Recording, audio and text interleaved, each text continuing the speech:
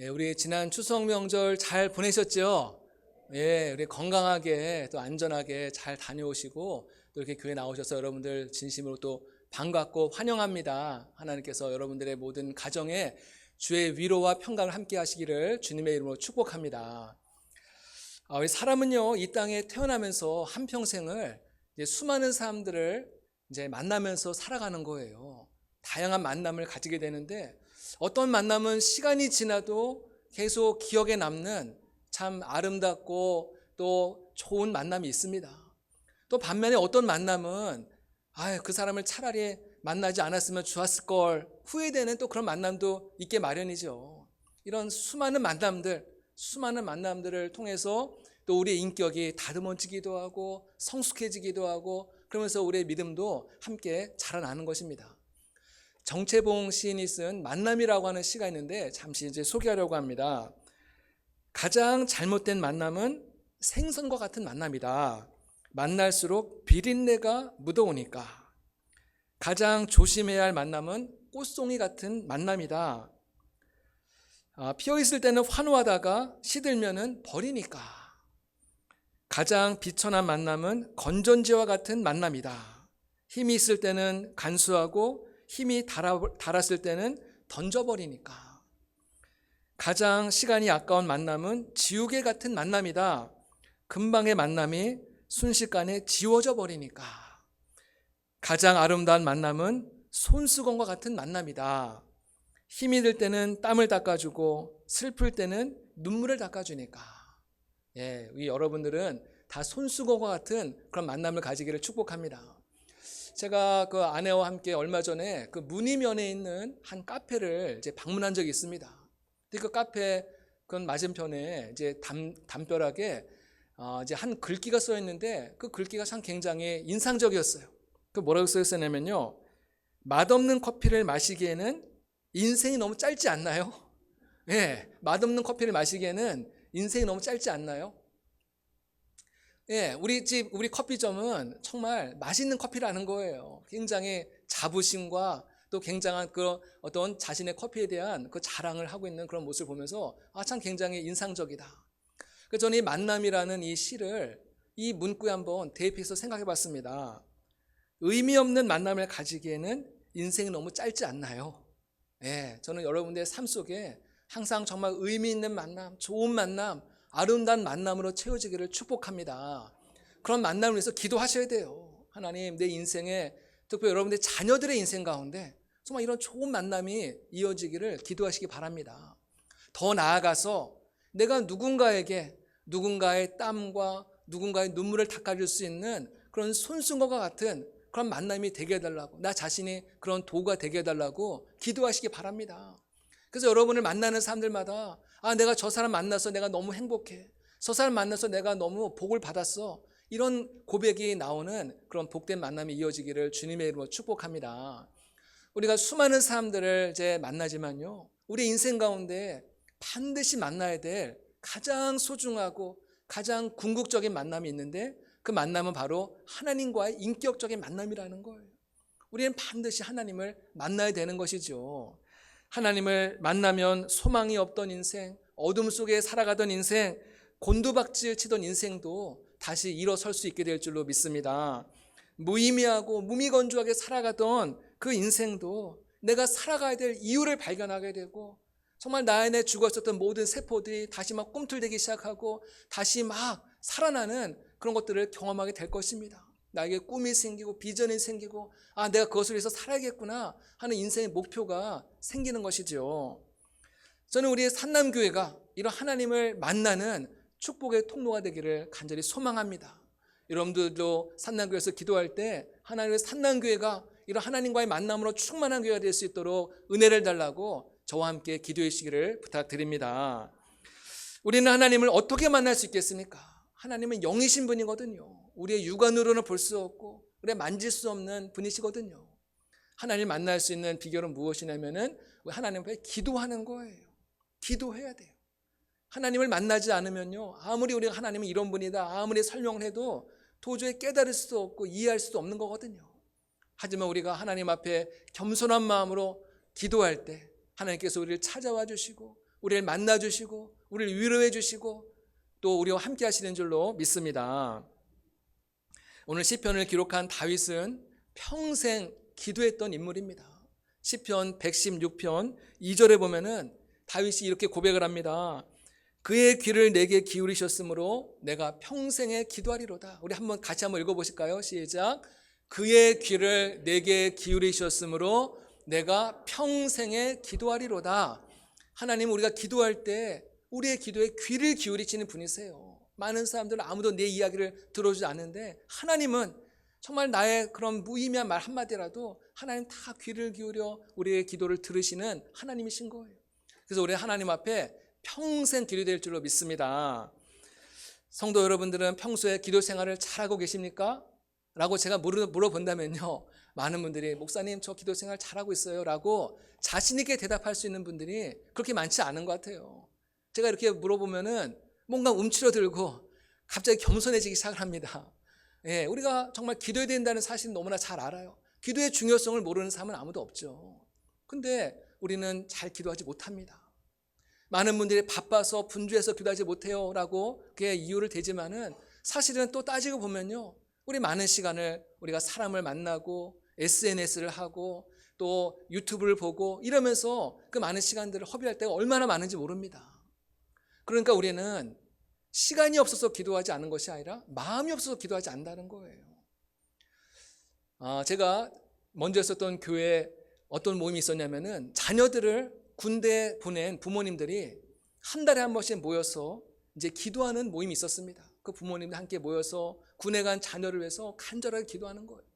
이제 제가 그 모임을 담당한 적이 있었는데 제가 그 모임을 담당하면서 참 굉장히 흥미로운 현상을 발견한 게 있습니다. 그것이 무엇이냐면은 그 자녀들이 처음에 군에 입대했을 때는요, 부모님들이 한 달에 한 번씩 나와서 얼마나 간절하게 얼마나 눈물 흘리면서 그렇게 기도하는지 모릅니다.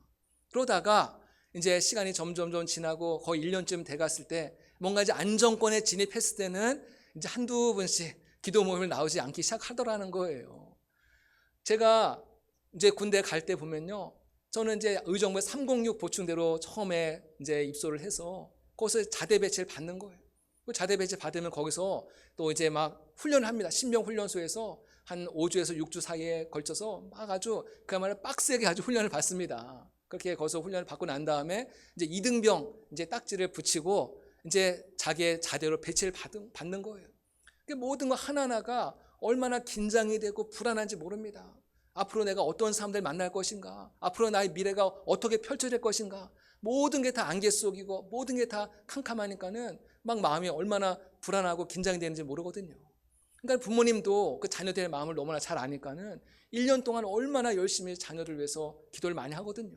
그 1년이라는 기간 동안에 또 사고가 나는 경우도 많이 있거든요. 근데 이제 1년이 지나고 이제 상병을 달았을 때, 이제 안정권에 접어들었을 때, 아, 이제 됐구나. 안심을 하고 더 이상 기도하지 않게 되더라는 것이에요. 저는 뭐 그분들이 뭐 잘못됐다 그렇게 말하려고 하는 것이 아니라 이 모든 것이 우리가 다 경험하게 되는 똑같은 현상이라는 것이죠. 예, 우리가 평소에는 잘 기도하지 않지만은 우리의 삶 속에 뭔가 어려운 일이 찾아올 때, 내가 감당하기 힘든 일들이 찾아올 때 우리는 기도하지 말라고 해도 알아서 와서 기도하더라는 거예요. 예, 기도하라는 겁니다. 여러분, 그래서 어떤 분이 은혜를 받은 분이냐? 어떤 분이 은혜를 받은 분이냐? 아, 나는 아무런 근심 걱정 없어서 기도하지 않아도 살아가는데 아무런 지장이 없는 사람, 이런 분이 은혜를 받은 것이 아니라 기도하지 않고서는 하루라도 견딜 수 없는 그런 사람들, 예, 하나님 정말 기도하지 않고서는 버틸 수 없는 분들, 우리 자녀들 가운데도 정말 아픈 손가락과 같은 그런 자녀들을 위해서 정말 날마다 새벽마다 나와서 눈물로 기도하는 분들, 하나님께서 기도의 자리를 부르시는 분들, 이런 분들이 정말 하나님 앞에 은혜를 입은 분들인 줄로 믿습니다. 다윗이 위대한 왕이 될 수 있었던 그 비결이 무엇입니까? 그가 가정교육을 잘 받고 그러니까 무슨 명문대학을 나왔습니까? 여러분, 만일 다윗이 이력서를 쓴다고 하면요, 그의 최종 이력은 무엇이냐면은 아마도 초등학교 졸업, 아마 이렇게 쓰여져 있었을 것입니다. 다윗은 좋은 교육을 받은 것도 아닙니다. 훌륭한 가문에서 태어난 것도 아니에요. 가진 것도 없고 배운 것도 없고 그를 도와줄 수 있는 어느 누구도 없는 그런 환경에 그는 벌어진 것이죠. 하지만 다윗이 이토록 위대한 왕이 될 수 있었던 비결은 딱 한 가지입니다.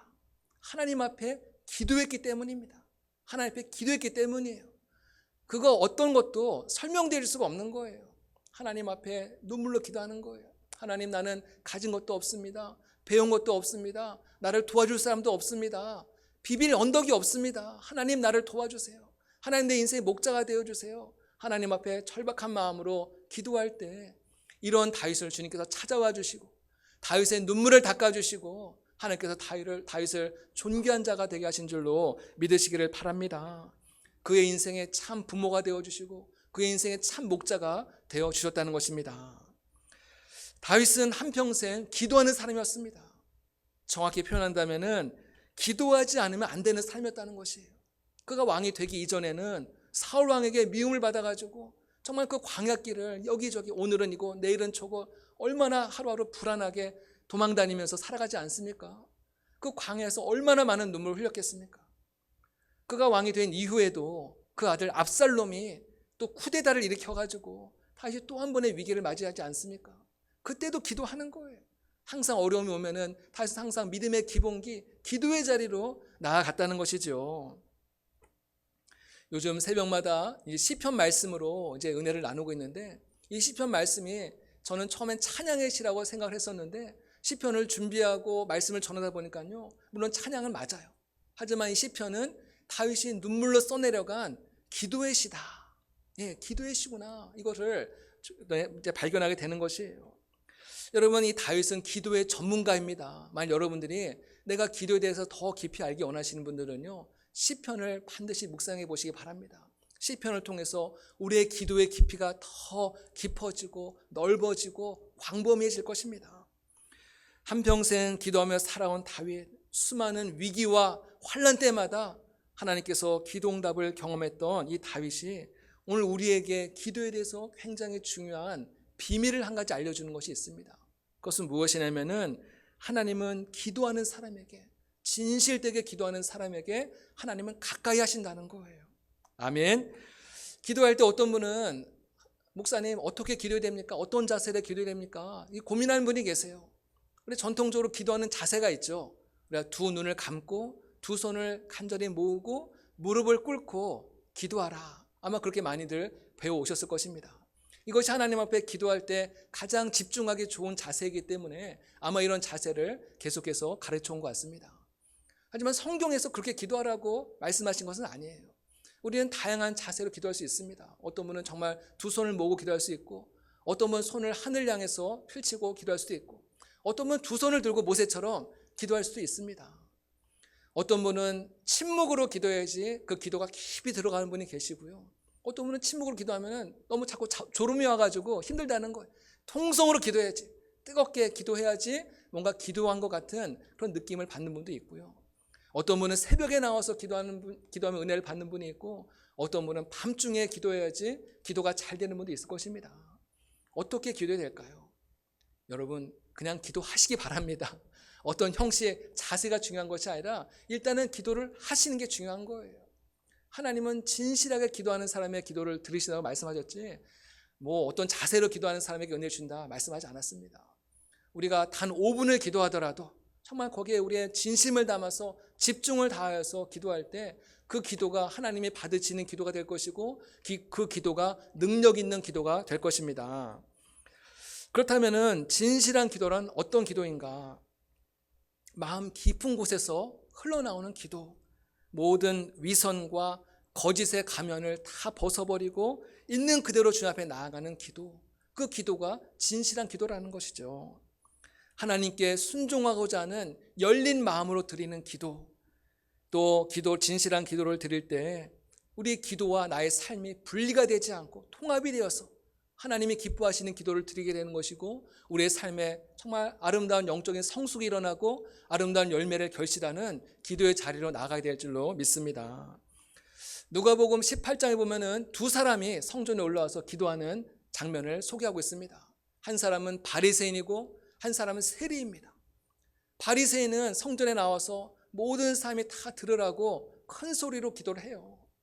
바리새인의 그 기도 내용을 유진 피터슨 목사님이 쓴 알기 쉬운 성경책 메시지 성경으로 제가 한번 읽어보겠습니다. 한번 보여주시기 바랍니다.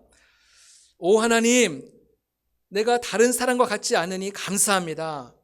강도나 사기꾼이나 가늠하는 자나 행여 이 세금 징수원, 세리를 말하는 겁니다. 이 세금 징수원과 같지 않으니 감사합니다. 나는 일주일에 2번 금식하고 모든 수입의 11조를 드립니다. 이렇게 해서 많은 사람이 다 들으라고. 아마 많은 사람들은 이런 바리새인의 기도를 들으면서 저분 너무나 경건하다, 너무 훌륭하다, 아마 칭찬하고 박수를 쳐줬을지 모르겠습니다. 하지만 하나님 보실 때는 이 기도는 가식적인 기도였다는 거예요. 가식적인 기도. 여러분, 위선적인 기도, 이 가식적인 기도라는 말은요, 가면을 썼다는 거예요. 가면을 썼다는 거. 겉과 속이 완전히 다르다는 것이죠. 가면 뒤에 감춰져 있는 진짜 모습을 알 수가 없는 것이에요. 가면의 겉모습은 막 밝게 웃고 있는 것 같지만은 가면 뒤에 숨겨져 있는 그 얼굴은 온갖 탐욕과 욕심과 교만과 거짓과 온갖 죄악으로 가득 차 있다는 것이죠. 하나님은 우리의 가면에 절대 속는 분이 아니시라는 거예요. 하나님 우리의 중심을 보신다는 거예요. 그래서 우리가 주님 앞에 나아가서 기도할 때 우리는 우리의 가면을 다 벗고 우리의 마음, 진실된 마음, 깊은 곳에서 흘러나오는 진실된 마음을 기도할 때 하나님이 그 기도를 기뻐하시고 그 기도를 받아주신다는 것이죠. 세리는 어떻게 기도했습니까? 세리는 감히 하늘을 쳐다보지도 못하고 자신의 가슴을 치면서 하나님 앞에 기도하죠. 뭐라고 기도합니까? 하나님, 이 죄인을 불쌍히 여기셔서 자신을 죄인이라고 고백했다는 것입니다. 아마 사람들이 볼 때는 이 세리의 기도를 정말 형편없는 기도라고 그렇게 판단했을지 모르겠습니다. 하지만 하나님은 이 세리의 진심에서 우러나오는 그 기도를 하나님은 받아주셨고 이 사람의 의롭다함을 얻고 돌아갔느니라 예수님께서 그렇게 말씀해 주셨다는 것이죠. 오늘 말씀에 보면 하나님은 진실하게 간구하는 모든 자에게 가까이 하신다 말씀하세요. 모든 자에게 진실하게 기도하기만 하면은 그 사람이 목사이건 일반 성도이건 그 사람이 교회 나온 지 오래된 사람이건 지난주에 새로 등록한 사람이건 또 그 사람이 착한 사람이건 못된 사람이건 하나님은 그것과 상관하지 않고 진실하게 기도하는 모든 자를 가까이 하신다 말씀하고 계세요. 이스라엘 역사를 보면은 북이스라엘과 남유다에 이제 왕들이 있었지 않습니까? 북이스라엘에서 가장 악한 왕은 아합 왕이었고요. 남유다에서 가장 사악한 왕은 므낫세 왕이었습니다. 근데 이 두 왕이 각각 그 인생의 가장 어려운 고난과 환난의 때를 맞이할 때가 있습니다. 근데 이 두 왕이 그렇게 악했던 왕이지만 그 어려움이 찾아왔을 때 그들이 하나님 앞에 회개하면서 진실된 마음으로 기도하는 거예요.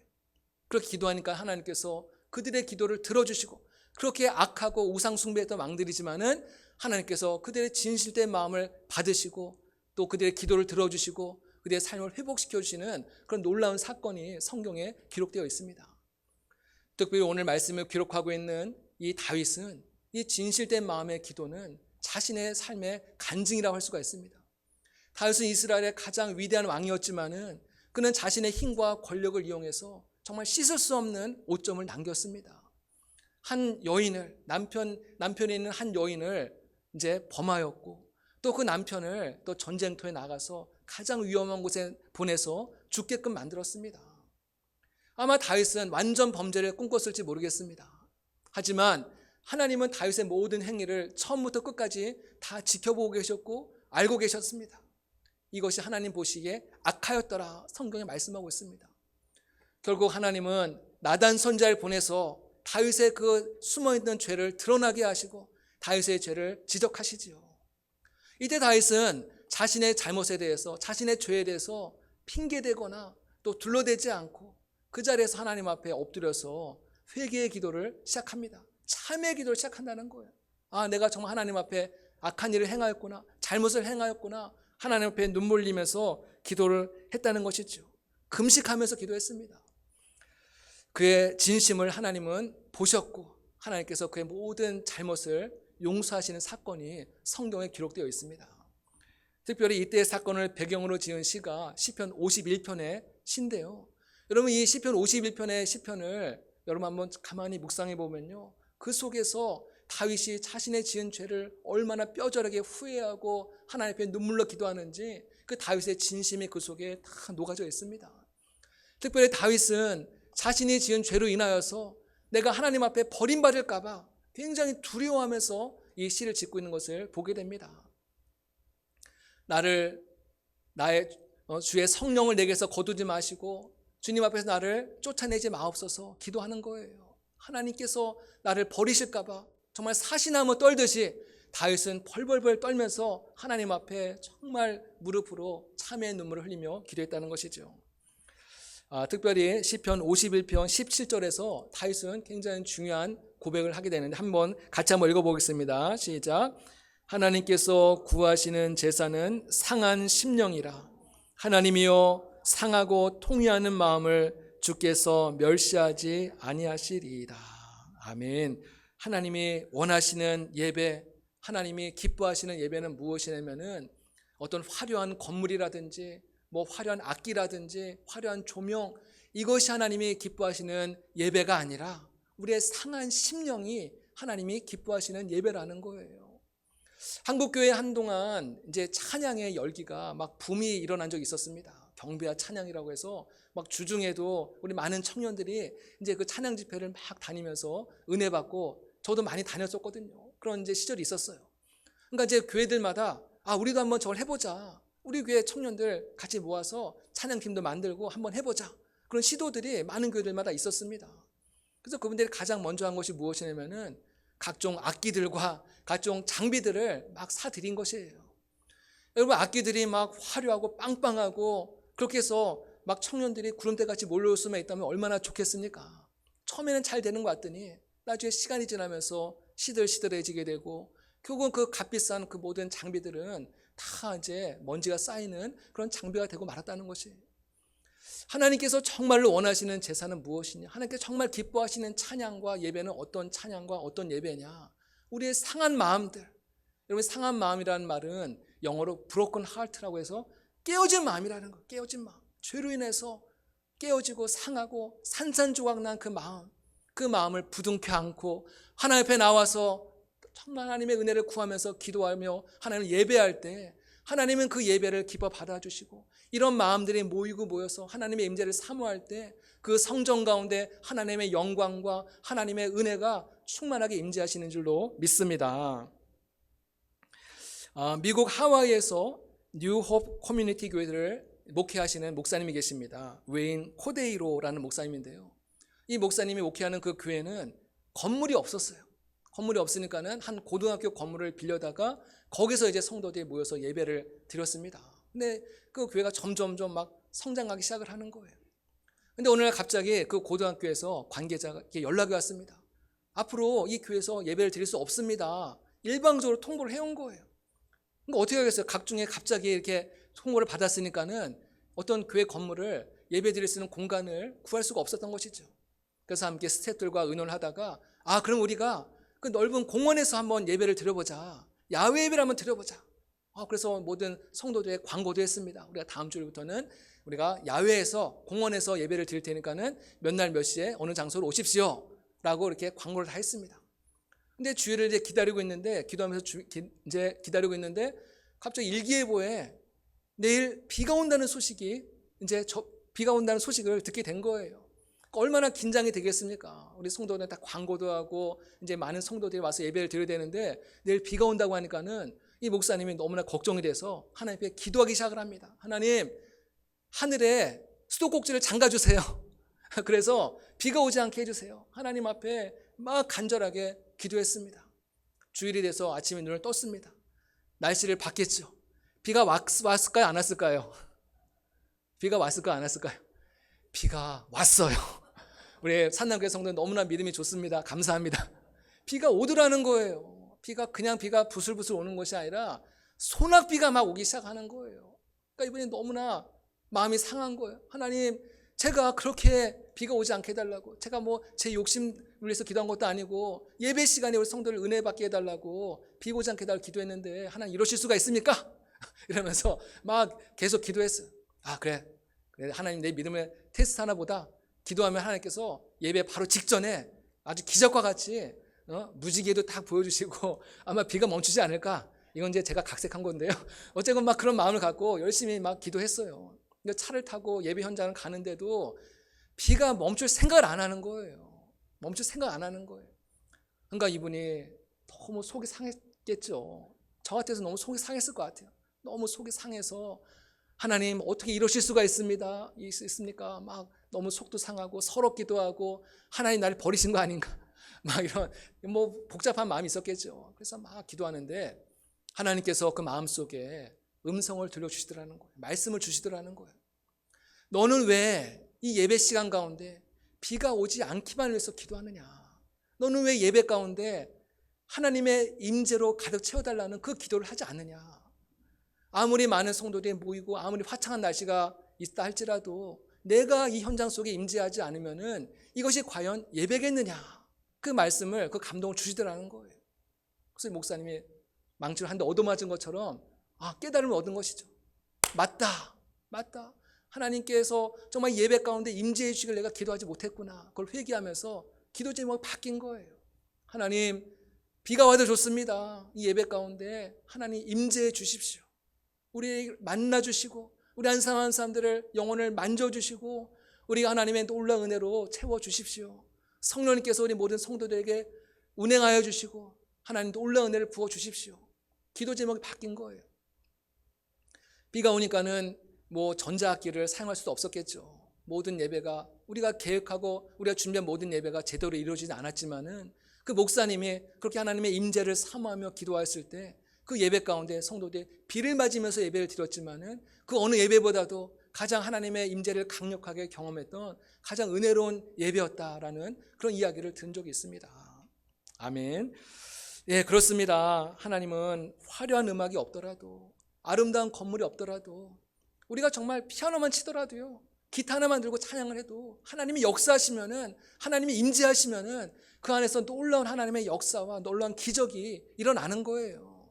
하나님 우리의 중심을 보신 하나님이신 줄로 믿습니다. 우리의 중심, 우리의 진실된 마음, 우리의 상한 마음, 깨어진 마음, 이 마음을 주님께서는 받아주시고 그 예배 가운데 하나님께서 기꺼이 충만하게 임재하실 줄로 믿습니다. 말씀을 이제 맺고자 합니다. 하나님은 오늘도 진실된 마음으로, 상한 마음으로 주님 앞에 나와 예배하는 자를 찾고 계시고 기다리고 계신다는 거예요. 이런 자들을 멸시하지 않으세요. 이런 자들을 밀어내지 않으세요. 이런 자들을 향해서 하나님은 잘 왔다. 어서 와라. 어서 와라. 내가 너를 기다리고 있었다. 주님께서 우리를 환영해 주시고 맞이해 주시고 우리에게 놀라운 은혜를 베푸시는 하나님이신 거예요. 오늘 이 자리에 오신 분들 가운데는 지난 한 주간 살아가면서 뭐 아무런 근심 걱정 없이 사시다가 이제 주일이 돼서 오신 분도 있겠지만은 어떤 분들은 정말 일주일 내내 마음이 상하고 깨어지고 어렵고 답답하고 힘든 한 주간을 보내다가 오늘 이 시간에 이 자리에 오신 분도 계실 것입니다. 정말 인생을 살아갈 수 있는 힘과 용기도 다 잃어버리고 정말 깊은 절망과 답답한 마음을 갖고 아마 이 자리에 오신 분들도 계실 거예요. 하나님은 그런 마음들을 기뻐하시고 그런 자들이 오늘로 가까이 찾아가 주시고 우리를 만나 주시는 하나님이신 거예요. 사람들은 자신의 불편한 진실들을 감추려고 해요. 자신의 모든 단점들, 오점들, 실수들 모든 것들을 다 자꾸만 감추려고 합니다. 그래서 어떤 분들은 그것을 감추기 위해서 어떤 자신의 외모와 겉모습을 자꾸만 과도하게 치장하시는 분들이 계세요. 자꾸만 가면을 쓰는 거예요. 가면을 쓰는 거죠. 여러분 마음이 공허할수록 더 많은 가면을 쓰게 되는데 가면을 쓰면 쓸수록 우리의 마음은 더 외로워지고 우리의 마음은 더 고독해지는 삶을 살게 되더라는 것이에요. 하나님 앞에 나아갈 때 나를 포장하고 있던 모든 위선과 모든 과장된 모습들, 이 모든 것들을 다 깨트리시기 바랍니다. 부족한 모습, 부끄러운 모습, 나의 있는 모습 그대로 주님 앞에 가지고 나오세요. 하나님이 그 마음을 받아주시고 기뻐하세요. 우리에게 부끄러움을 주거나 우리를 망신 주지 않으세요. 우리를 환영해 주시고 우리의 부끄러운 부분들을 다 가리워 주시고 감춰 주시고 은혜를 주세요. 우리가 질병이 있어서 의사 앞에 나가서 진료를 받을 때 우리가 우리의 모든 부끄러운 부분들 다 드러내지 않습니까? 우리 그것 때문에 부끄러워하세요? 아니지 않습니까? 내가 고침을 받아야 되니까. 우리 하나님 앞에 나올 때도 우리의 모든 부끄러운 부분들을 다 드러내셔도 하나님은 괜찮아요. 하나님 앞에서 나를 어디까지 오픈하고 어디까지 드러내느냐에 따라서 하나님의 은혜를 경험하는 깊이가 결정이 되는 줄로 믿습니다. 어디까지 드러내느냐, 어디까지 하나님 앞에 오픈하느냐에 따라서 하나님의 은혜를 경험하는 그 깊이가 거기에서 결정이 된다는 것이에요.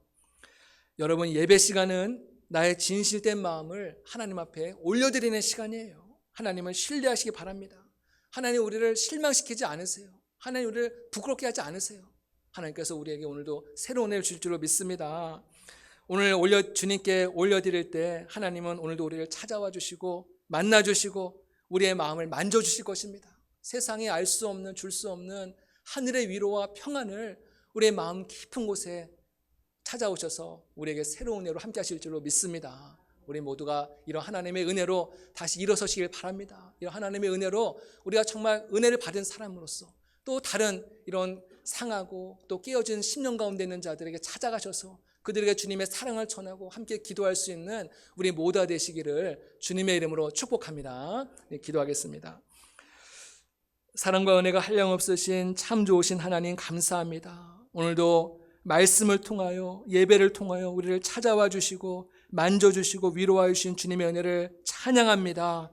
하나님께서는 진실된 마음, 상한 마음, 깨어진 마음을 기뻐하시고 이런 자들 가까이 하신다 말씀하셨사오니 오늘 이 시간 하나님께서 한 사람 한 사람들 가운데 찾아가 주시고 상한 마음을 만져주시고 위로하여 주시오며 새로운 은혜를 더하여 주시옵소서. 모든 것 주께 감사하고 예수님의 이름으로 기도드립니다. 아멘.